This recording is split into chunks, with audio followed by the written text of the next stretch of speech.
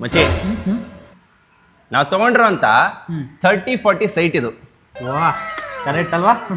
ಇದು ಎಂಟ್ರೆನ್ಸ್ ಬಾಗ್ಲು. ಗ್ರೇಟ್ ಕಣ ನಿಲ್ಲೇ.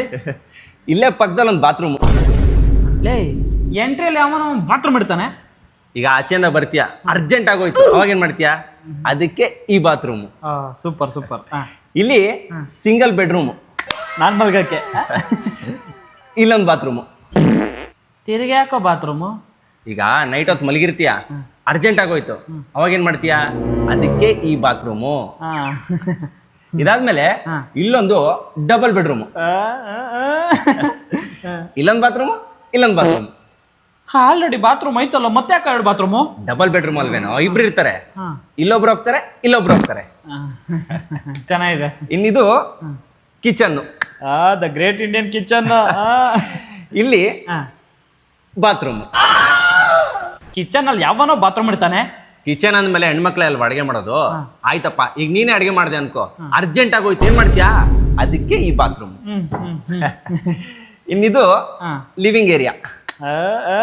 ಇಲ್ಲಿ ಜಬರ್ದಸ್ತ್ ಆಗಿರೋ ಒಂದು ಸೋಫಾ, 3 ಸೀಟರ್ದು, 3. ಎದುರುಗಡೆನೆ ಒಂದು ಟಿವಿ 65 ಇಂಚ್ದು, ಫುಲ್ ಒಳ್ಳೆ ಮೂವಿ ನೋಡ್ಬೋದು. ಅದಕ್ಕೆ ಇಲ್ಲೊಂದು ಬಾತ್ರೂಮ್, ಇಲ್ಲೊಂದು ಬಾತ್ರೂಮ್, ಇಲ್ಲೊಂದು ಬಾತ್ರೂಮ್.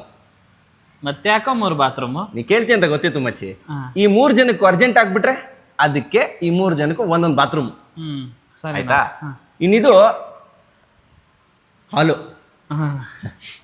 ಈ ಹಾಲಲ್ಲಿ 4 ಬಾತ್ರೂಮ್. ಮತ್ತೆ ಯಾಕೋ 4 ಬಾತ್ರೂಮು? ಮಚ್ಚ, ಮನೆ ಅಂದ್ಮೇಲೆ ಫಂಕ್ಷನ್ ಇರಲ್ವಾ? ಫಂಕ್ಷನ್ ಅಂದ್ಮೇಲೆ 4 ಜನ 4 ತರ ಮಾತಾಡ್ತಾರೆ.